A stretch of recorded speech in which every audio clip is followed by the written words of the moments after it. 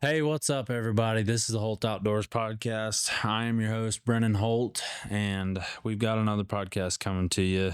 A little different today. There's some things I want to go over, and for one, just to start it off here, I just want to say thanks to everybody that's supported our channel, who has left comments for us and liked any of our stuff and subscribed.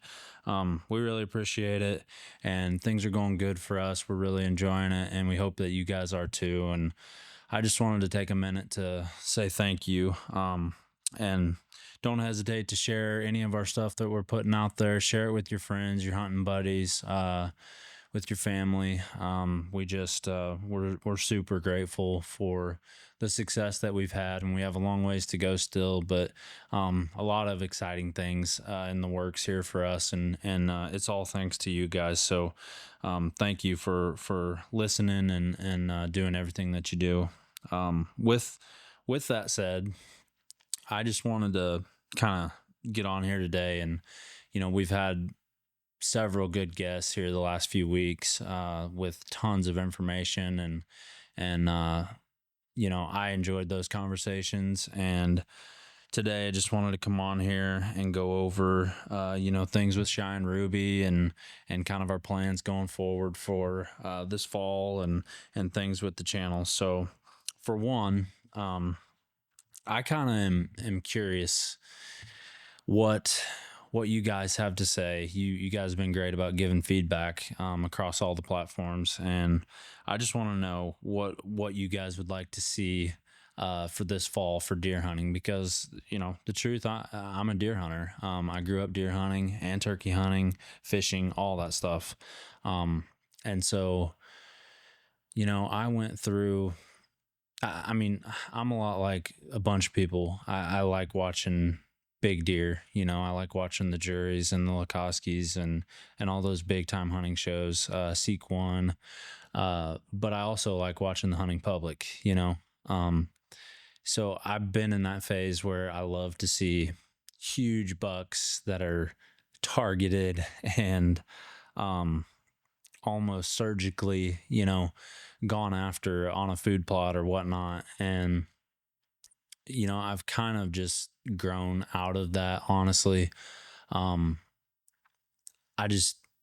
me at this point, it's about having fun. And as a culture type of thing that's gone on with the deer hunting society, people, I think now today more than ever, are too worried about what kind of deer they're shooting.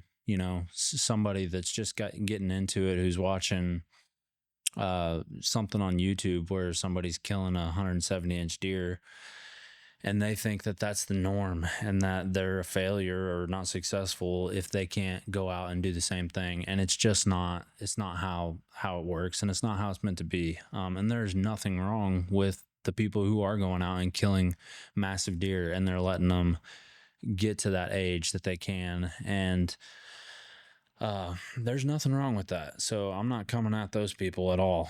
But to each their own. And being in the outdoors is about making yourself happy and having fun. If it makes you happy, by all means, if it's within the laws, do it. And so with that, it's just going forward, we're gonna do some deer hunting videos. Again, our channel and the stuff we do is going to be 80% centered around coon hunting, but I've got some ideas. One of them being for this fall to do what I'm going to call some kind of challenge. I don't know what to name it. Maybe you guys can tell me, come up with a good name, but I'm going to name it some kind of challenge. And basically what I'm thinking is it would be cool to try in one 24-hour period to and film all this to kill a deer with a bow. And I mean, I guess it doesn't have to be a bow, but kill a deer, catch a limit of crappie, and tree a certain amount of coons all in one 24-hour period. I think that will be fun. I think it'd be a cool video to make. Let me know what you guys think of that. Let me know if you got a better idea, something that you want to see us try. You see all the time now the videos of people spinning wheels on their phone to, like, whether they're outside target shooting or whatever. It's like stand on one foot or do 20 push-ups before you shoot your bow, like all those fun things. And as I've gotten older, that's kind of where I'm going. I don't have enough time to dedicate to sitting in a tree stand 60, 70 nights looking for one deer. And honestly, that doesn't sound fun to me anymore. So, yeah, I mean, that's an idea that we have for a video and kind of how we're going to treat deer season. All the people who are watching or listening to this that are listening to our stuff because they're coon hunters, I appreciate you guys. And, I would encourage you to stick around and watch it, because our goal is to make it fun and, to put some meat in the freezer. And, I'm curious to see what you guys have to come up with on that front as far as deer hunting videos that are coming up this fall. Because, I mean, right now, as of today, as of the time of the recording, it's August 20th. So we're less than a month away from archery season opening here in Missouri. So really looking forward to that, and looking forward to hearing what you guys have to say on it. So I guess on to the next thing here that I want to talk about is kind of an update and my plans going forward with Shy and Ruby. I know I've received several comments about their progress, what I'm doing with them, how I'm correcting them, this and that. So, here in the last probably 2 to 3 weeks, it's gotten really hot and we've not had a lot of rainfall. So it's pretty dry. Kind of tough conditions. It seems that when I'm hunting, a lot of the coons that I see are laid up or they're sitting up. The tracks that the dogs are on, they're short tracks. They're trying to tree laid up coons, winding them, and they just, they're struggling. So my struggles with Shy have been well documented at this point, but I actually talked to somebody who I trust and who knows a thing or two about dogs, and especially this line of dogs. And he told me that one thing that I could try is to give something for allergies. And I've noticed that on Shy, especially as it's gotten dry and we've gone through summer here a little bit, his eyes get this build up so bad on him. And it's not like I'm hunting him in bean fields or anything like that all the time, but his eyes have got this nasty build up. And I don't believe anything is like infected, like in his eye, but it's just this buildup. And honestly, I've been giving him an antihistamine for it every day now for about a little over a week, and it has helped some. And that guy told me that could be a reason why he's acting the way he is. He's making too many trees. And I've thought a lot about this, and I've looked back at my book. I keep a log of all the trees. A couple of podcasts ago, I told you guys the statistics from that book, and I keep that book up to date. And I've been looking back at it, and it seems that Shy really started to struggle about the time that things started blooming and, summer started getting here. He had some good nights there at the beginning part of April. And then as we got into the end of April, And starting into May, that's whenever I noticed he started struggling. I don't know. You guys let me know. Is that something to do with it? Is it just his age? Um, is it that he just doesn't have it? And I am going to be stubborn and keep hunting him whenever I should, make a change, because he's just never going to be any more accurate than what he is now. I don't know. But what I do know is that I like him. I like his personality. I like the way he moves around, his mouth, his looks. He's not afraid to get off on his own and be independent and do his own thing. I like all that stuff about him. I just have to figure out how to get him to start having all the coons that he trees. And I know you're not going to have them all. No dog is 100% accurate, but he's got to have them more times than not. And I got to figure that out somehow. It's just really frustrating whenever the first 10 or so trees that he made when I got him, he had about 8 or 9 coons in them. And so it's like, to me, it's like I got to rule out that he's just a slick treeing idiot, even though a lot of guys out there are going to say he is because he's a walker dog. But I got to rule that out because he's shown me before that he can do it. So either something in him has changed or something in the environment has changed. And that's what makes it so hard. That's what makes it so hard to figure out and put your finger on what is going on. And at the end of the day, they're dogs, and you can't make them do what you want them to do. And so, I mean, that's kind of what's going on with him. Honestly, when it's been, 97, 98 degrees the last couple weeks, I've hunted him a few times, but we've kind of taken a break. We've kind of reset from each other. He needed a break. I needed a break. And we're just gonna hope, we'll see if this antihistamine kind of helps him a little bit. I don't know if it will or not, but it's supposed to cool off next week, and the days are starting to get shorter again, and we're gonna start hitting it hard again. And maybe that's the other thing. He just needs hunted harder and harder. But that's kind of what's going on with him. Let me know what you guys think. Hopefully I can make a dog out of him, because if I can, he's gonna be a good one. He's gonna be. And hopefully we can get there. So, Ruby is different than Shy.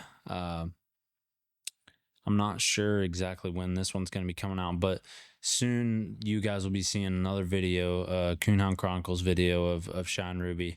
And hopefully there'll be, more of those coming, as we kind of get into fall, and you'll be able to see the progress. But Ruby's a good little dog. She started off, she's treated, I think, 8 or 9, maybe 10 coons, at this point. And last time I took her, she had a really good night. She treated 3 coons. They were relatively easy coons, but man, she is a winding little dog too. I mean, she will stand up on her back legs trying to wind coons in the air. So I'm kind of having the same issue with her a little bit, as far as nights where the coons aren't down moving really good. So she's well on her way, and it's just little things, like she doesn't have as big a mouth. She's a little more high strung. I mean, I say that they're both kind of high strung, but she's just different. But I have no doubt that she's going to make a coon dog as well. It's just time and hunting. And the hard part for me right now is splitting time between them. And so I'm like, should I sell Ruby? That way I can put more time into Shy, or Shy lost cause, and I should just hunt Ruby more. That's the hard part, is splitting time between 2 dogs, because they both need hunted more than they're getting hunted right now. And but it's just hard because you don't want to make the wrong decision. You don't want to sell one that is just right around the corner from turning into what you want them to be. And so right now I'm hanging on to both of them. I'm going to hunt as much as I possibly can while still bringing you guys the podcast, the videos, and, fulfilling what I need to at home with my family. So, it's hard. It's hard, but, that's why we do it. It's fun. And, you know, good things don't come easy at times. And I'm just going to have to work at it. So, I'm excited. I'm excited for both of them. I'm ready for fall to get here. I hope that both of them during this kill season in the fall and winter can really show me something, and hopefully I'll have dogs that I can take to a hunt and compete. Which, speaking of going to a hunt, I have taken Shy to one cast and I've taken Ruby to one cast, and I'll tell you how those casts went right now. Shy actually, I put him in his first cast and he came away with a cast win. It was not pretty. It was not the way I wanted it to go at all. He did not look good, but he did just enough to get a cast win. So, it was like a good feeling, but also not a good feeling because I just want him to do it right, basically. And a win's a win, I guess, but he moved good in that cast and he didn't worry about the other dog at all. He did what he had to do, but again, he was not having the majority of his coons. So I think he made a couple trees, but at the end he did what he had to. And but we just got to keep working on that, and hopefully at some point he will mature enough. He'll something will click in his head, and we'll be on our way. But Ruby, I put her in a cast the other night, and she's too young, really. I knew that I had a feeling she probably wasn't gonna win, but I wanted to put her with completely strange dogs in a strange situation, taking a ride in the box for, an hour away. I wanted to put her in that situation. And the only reason I decided to do it when I did is because the night before, or the time that I hunted her before this hunt, she looked pretty good. She went and treed 3 coons. She was 3 for 3. And it wasn't flashy. It wasn't just flawless, but she made 3 trees and she had 3 coons. And that was, that was impressive for her, at least for where she was at in her journey. So I decided on a whim, I'm an impulsive person. So I just decided on a whim, I'm going to take her to this hunt. It's about an hour away. And I took her, and right out of the truck, there's a coon laid up in a tree, or maybe he wasn't laid up. Maybe he, was down in the cornfield, but with all the commotion of us talking and walking out there, he, scurried up a tree. I don't know. But, there's a coon up in this tree, literally 15 yards from where we were going to cut the dogs. So it's kind of a mad house right there at that moment when we're cutting. Every dog's barking. It's just craziness. And so the tone of that hunt kind of hurt a little bit right off the gate because everything was so wound up. So instead of everything firing out of there and being quiet and, going out hunting 100, 200 yards, everything's just blowing up right there. So one dog gets treed literally 15 feet from us. Ruby starts to tree with him. I wait for a little while. Then I end up treeing her in. Well, she ends up leaving, and then she goes probably 15, 20 yards or so away, gets treed. We shine that tree. We can't find a coon.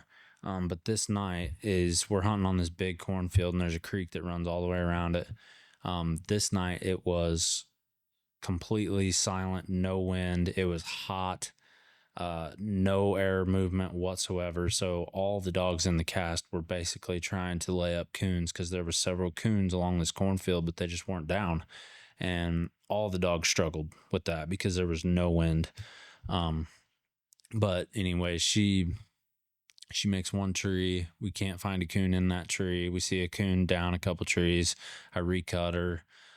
She wastes no time. She goes down about 60 yards or so, gets treed again, and, misses again by a couple trees. Recut her from there, and we go to another dog. See, the first dog got plussed up on his tree. Then we go to another dog that's treed, and she gets plussed up. And so really the cast is kind of between these two at that point. We're getting low on time. But Ruby goes, she makes a third tree, and I think two other dogs were there with her who got treed first. It's hard to tell because we really couldn't hear them that good, but we shine that tree, and again, can't find a coon. But pretty much all the dogs really did not run any tracks to speak of. So it was a tough night. It was a tough night, but she went hunting and she made some trees.